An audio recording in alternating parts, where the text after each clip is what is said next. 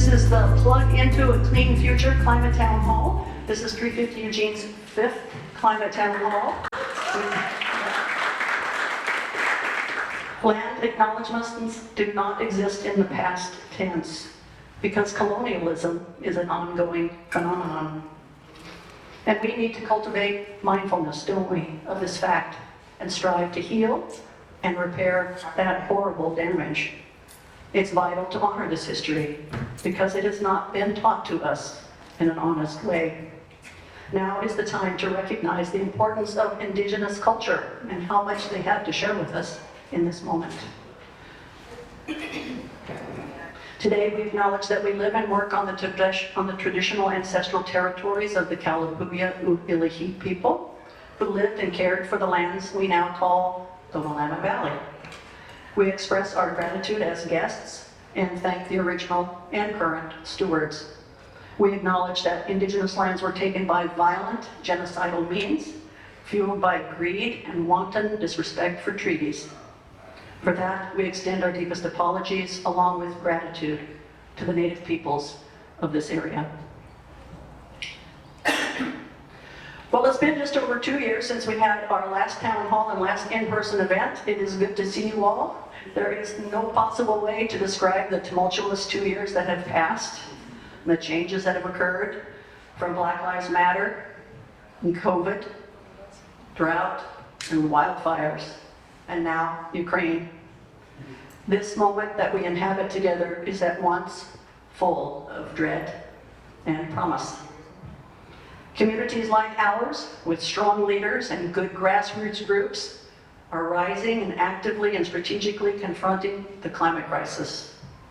Our work is to engage with inspiration and education, and to bring about the transformational change that we must have take place if we are to have a stable climate future. What we need to do is to stand together, because we're stronger that way. That's how we build our power, and that's how we demand the action that we need.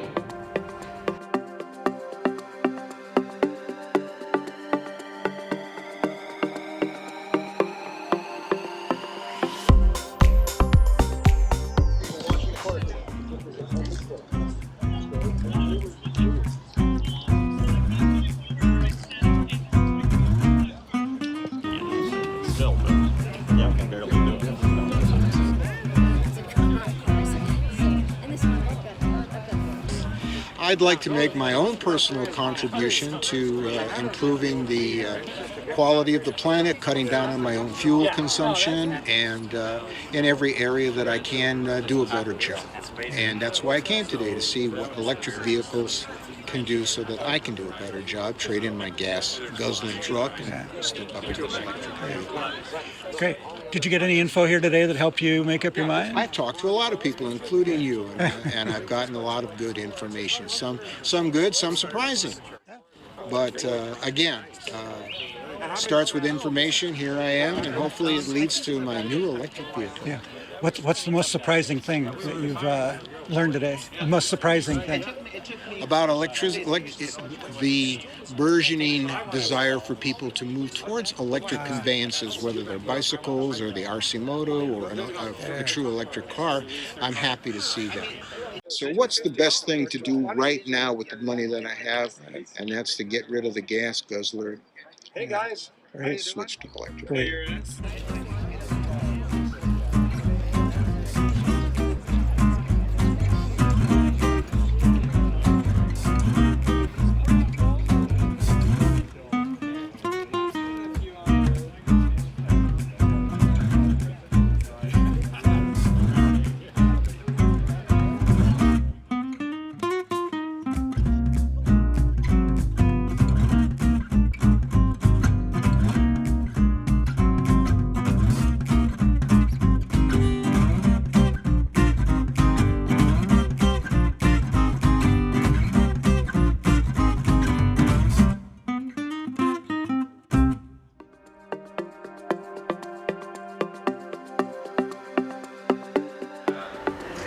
So I've been asked to do a presentation on essentially what's happening around building electrification at policy at the city level and what some of the legal considerations process and strategies are likely to be moving forward.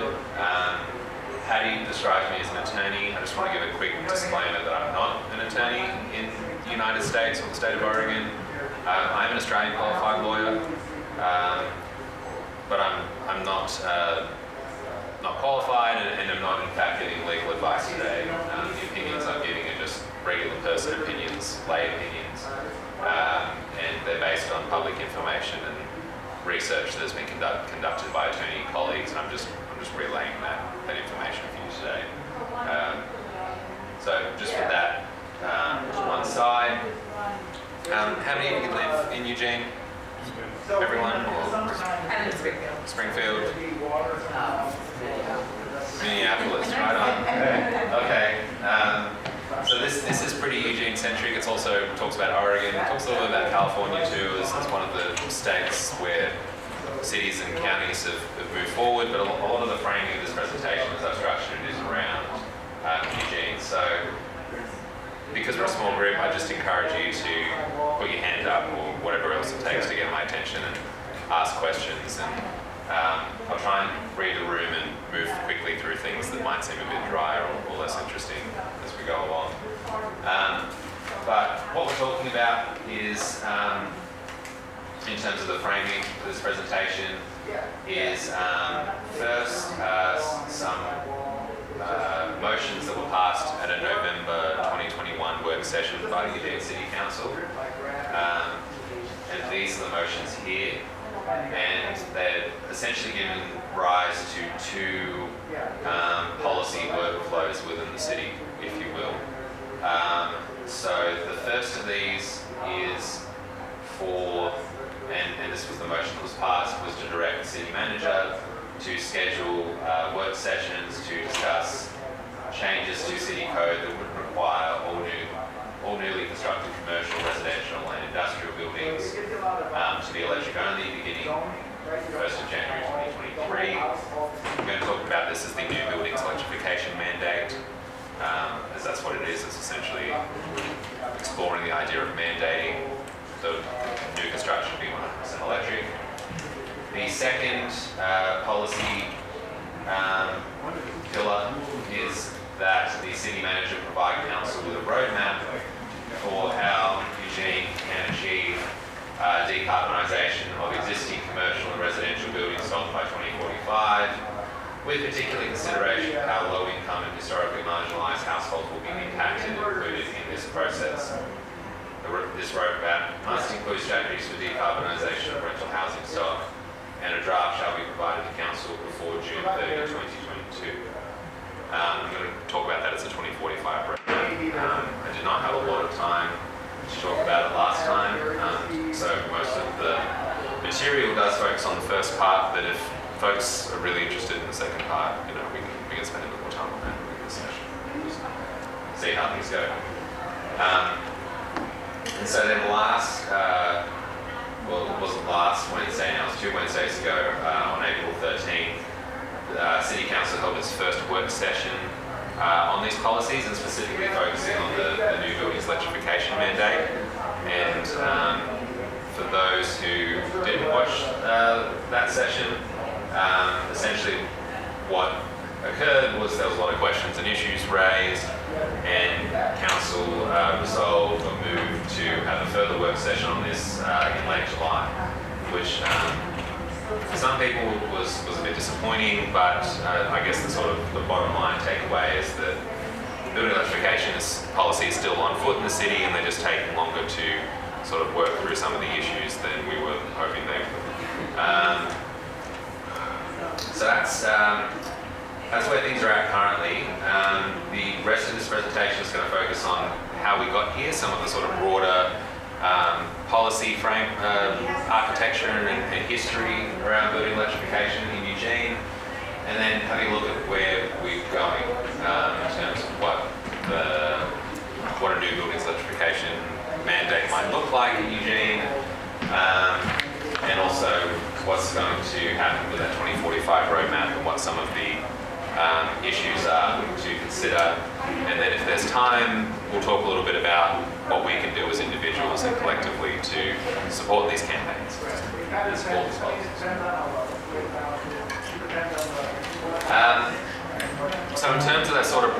history of climate policy in Eugene. A useful starting point is the passage in 2014 by the city of the Climate Recovery Ordinance, also known as the CRO.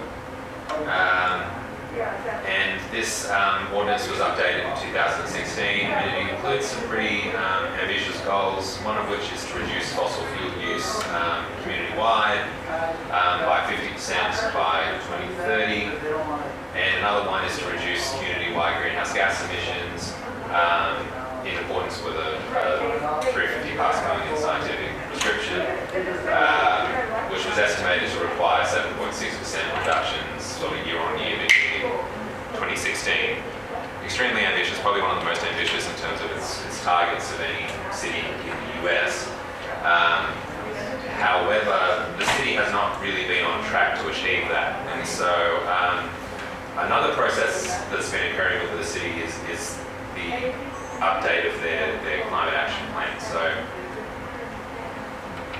in 2010, the City of Eugene passed a community climate and energy action plan, and then sometime later, in response to the CRO, they started to update that plan, and that became the Climate Action Plan 2.0, or the CAP 2.0, which was finalised in the summer of 2020. And during that process, the city released a document called the CAP 2.0 Additional Strategies, which was trying to identify different policies that they could implement to essentially bridge the gap between the city's current emissions and the goals of the Climate Recovery Ordinance. So that's where a lot of the policy work has sort of been directed within the city. This is a screen shot from the Additional Strategies document, and you can see that regulating natural gas is one of the key strategies identified.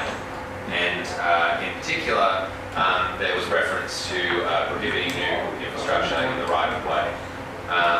So the point here is that dealing with expanding gas infrastructure in the city has been on the city's mind for a while, and that there has been a particular interest or focus in tackling building emissions, which is where the majority of gas emissions and increased gas emissions in the city come from. Now, did some of you attend Dylan's talk before? Okay, so you probably heard a bit more about the sort of facts of why gas is bad. Yeah, so this has already been discussed already, but gas emissions, they're a significant percentage of gas consumed comes from buildings in the US and in Oregon. It's a rapidly expanding source of emissions, according to the American Gas Association.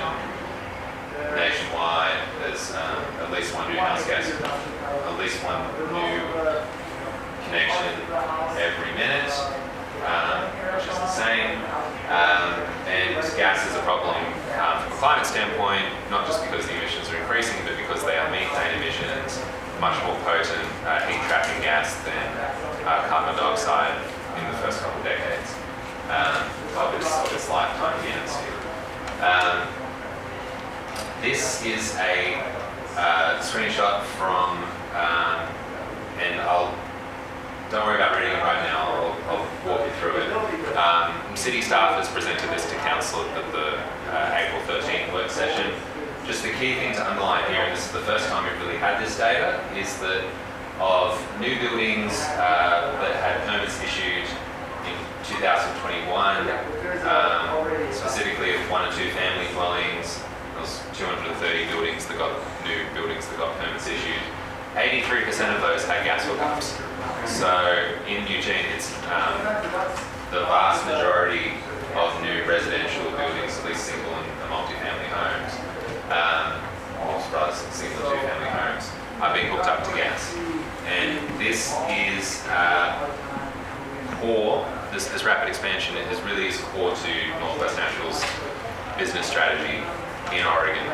The rationale is that the more homes that it can get hooked onto gas before regulation eventually does sort of materialize, then the more difficult and costly it's going to be to remove that infrastructure versus if the buildings were just all electric from the beginning, and therefore the longer that Northwest Natural can continue to operate as a fossil fuel company, in a state that has long-term plans for decarbonisation.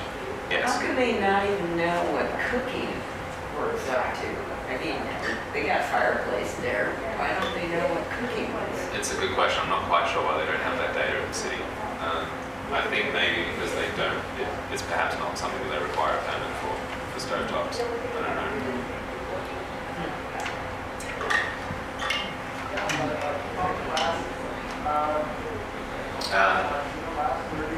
And this slide is just showing that there would actually be a benefit from converting to all electric buildings. And this is a pretty common industry talking point that, oh, do we even know that we'll actually be reducing emissions if we switch to electric heating and cooking appliances? In Oregon, we absolutely would be, because the grid that is already has a high percentage of renewables in it. And we've also done this work's also been done at the Eugene level by Electrify Now to show that there are emission savings from switching to electric heating, switching to electric cooking appliances. There are a few states where that isn't the case, including, I believe, Minnesota, is that right? North Dakota and Minnesota, yeah, sorry. It's because the grid is, I think, is probably dominated by, no, I think it'd be dominated by fossil fuels up there. I mean, I don't know if that's because of the shale oil in North Dakota or what, but yeah, or what they're getting down from Canada, but yeah, it looks like you would reduce emissions in every state except North Dakota and Minnesota. So it's where the grid is still very dirty, so it's a dirty grid. So that's the climate threat of building emissions. But gas emissions also pose a more direct health impact in the home through the leaking of various other noxious gases, nitrous oxides, carbon monoxide, etc. Some studies have shown that, I believe it's nitrogen dioxide levels from running a gas burner very quickly exceed levels that outdoors would be in violation of federal law. They're not a violation indoors because that's not what the regulation covers, but the industry does challenge these studies. They haven't accepted the science, they're in denial, but there is a pretty strong body of scientific literature on the health risks here, and some pretty strong anecdotal evidence as well that I've seen. So that's the factual basis for regulating gas use, and I'm now going to talk about how the city has tried to address this issue prior to sort of moving towards this mandate. The first attempt that they spent sort of around about 2 years on was trying to use something called a franchise agreement as leverage for securing a essentially voluntary emissions reduction commitment from the utility, from Northwest Natural. Franchise agreements are contracts between cities and utilities. This also includes like communications companies and things like that, that govern how they build and operate infrastructure in public rights of way. And it's in place of a sort of piecemeal, case-by-case sort of permit process.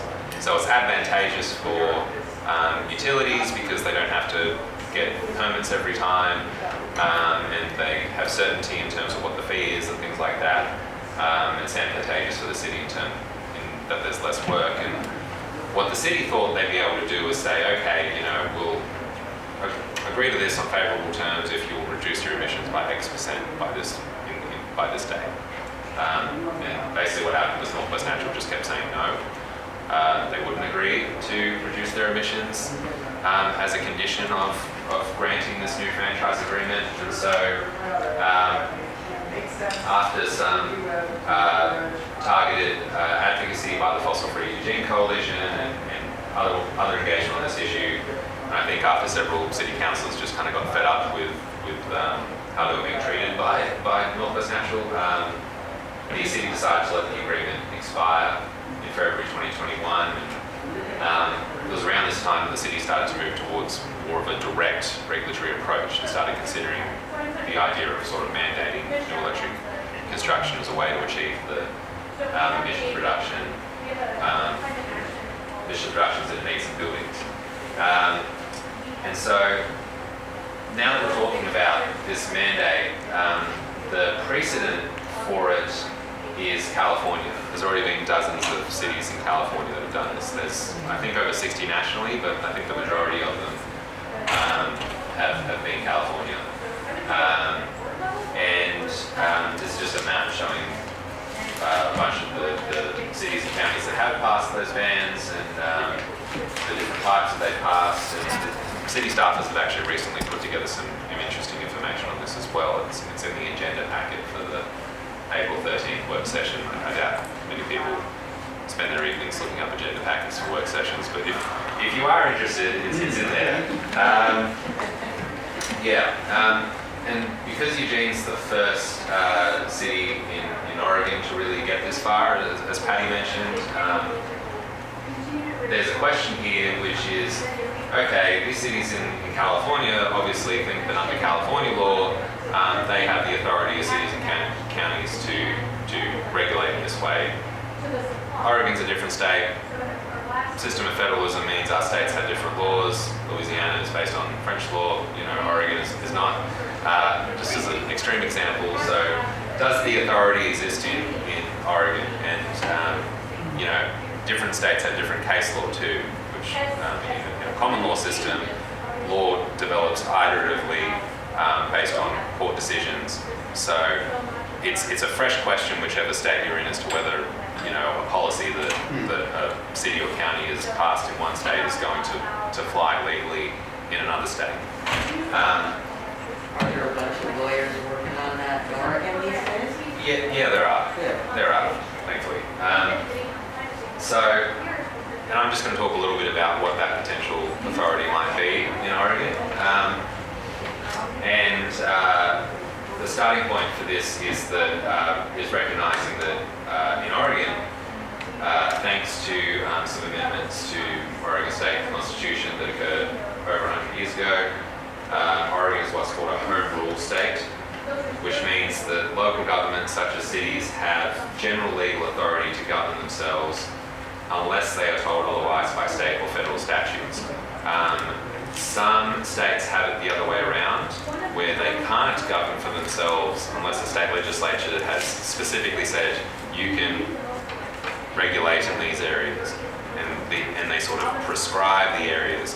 Oregon is the other way around, has this general authority to sometimes referred to as police powers, which I never really like that term. In Australia we call them peace, order and good government powers, which I like a bit more.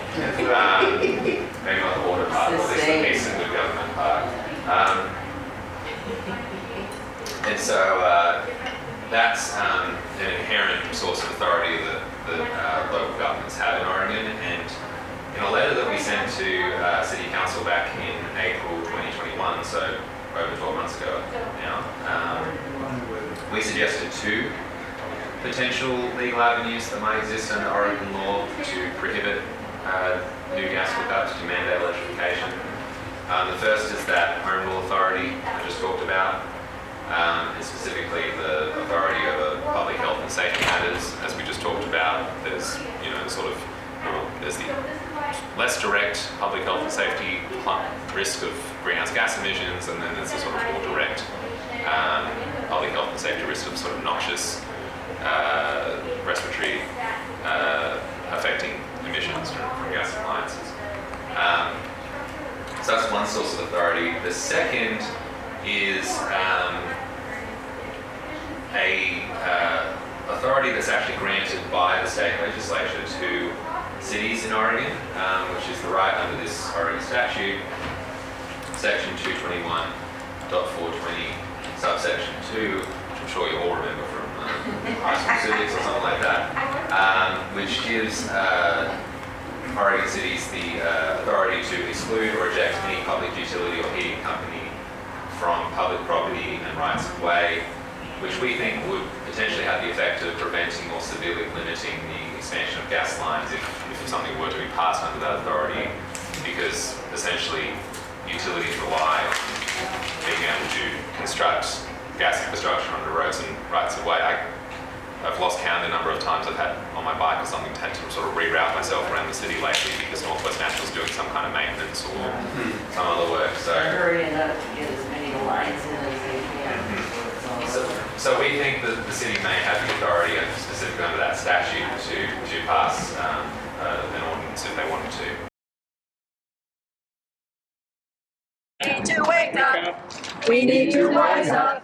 We need to open our eyes and do it now, now, now. We need to build a better future. And we need to start right now. We're on a planet that has a problem. We got to solve it, get involved and do it now, now, now. We need to build a better future. And we need to start right now.